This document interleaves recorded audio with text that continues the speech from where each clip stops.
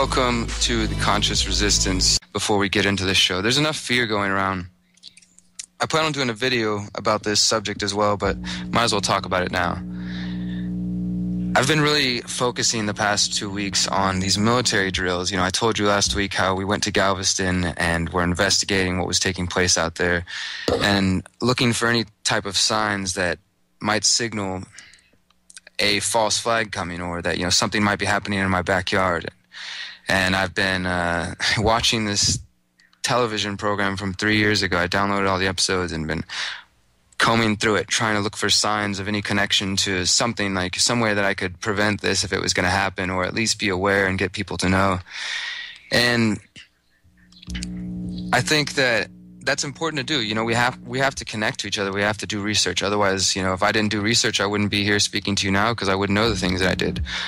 But I also remember going through my research and coming to a place where I was completely consumed by this, where my friendships and relationships were starting to suffer because I spent so much time digging for clues. I mean, I was and I think that we all go through this, I was the stereotypical conspiracy theorist you see on TV, putting papers and posters on the wall and connecting names and families and organizations and trying to pinpoint exactly, you know, where it all led and how I could do something about it. And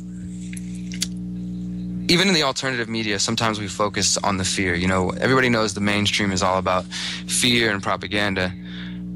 And the media has a role in the conversations that take place around the country. I mean, they can shape the discourse by constantly talking about something, tweeting about it, Facebooking about it, putting 24-hour news broadcasts about whatever they want. Guns, immigration.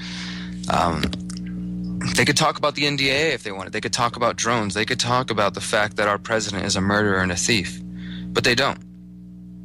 And so as the alternative media, the independent media, we have the same option to choose what we want to talk about, what information we want to present to you. Every week, you know, I think throughout the week of what am I going to talk about on Sunday when I get on air? What am I going to choose to explore this week? And I see the top stories that are taking place, and I set them aside out of interest of keeping the audience informed. But I also look at them and try to decide whether or not this story, this information is going to provide anything that is going to move my listening audience to a place of action, to a place of empowerment, or is it only going to provide to the fear that we already have an abundance of?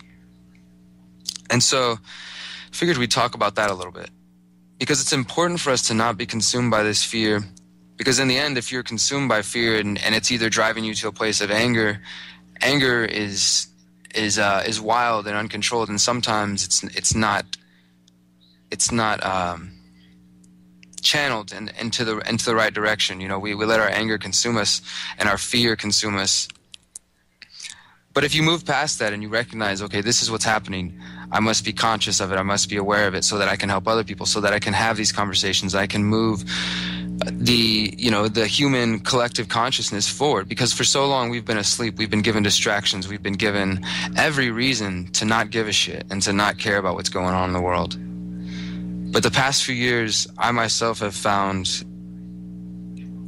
an unbelievable amount of reasons, from people, from events, from the blue sky, from the sunrise and the sunset, to just everything that exists in this world and this experience, this dream that we are all living and that we are choosing to live, and we choose to create whatever we want. So remember that you're creating this dream is yours to create and to take wherever you want to go. You can be in a place of fear. You can stay there if you want.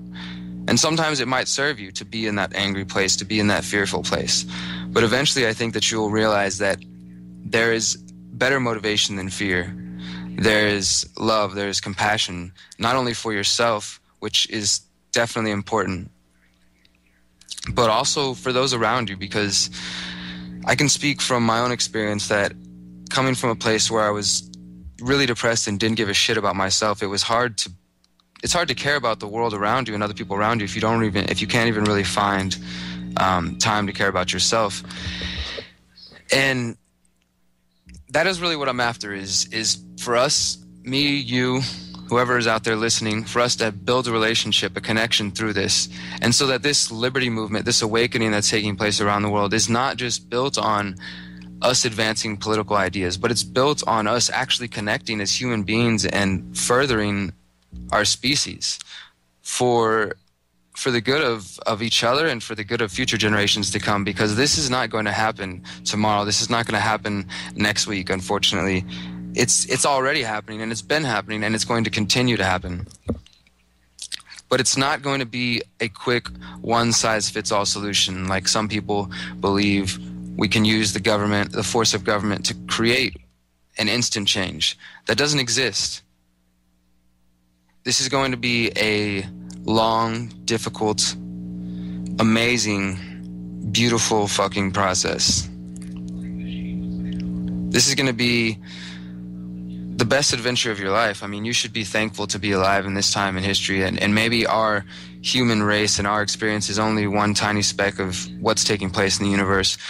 But I at least like to know that I spent my dream, I spent my experience working to make it the most pleasant one as possible. And the more of us do that, the more of us work to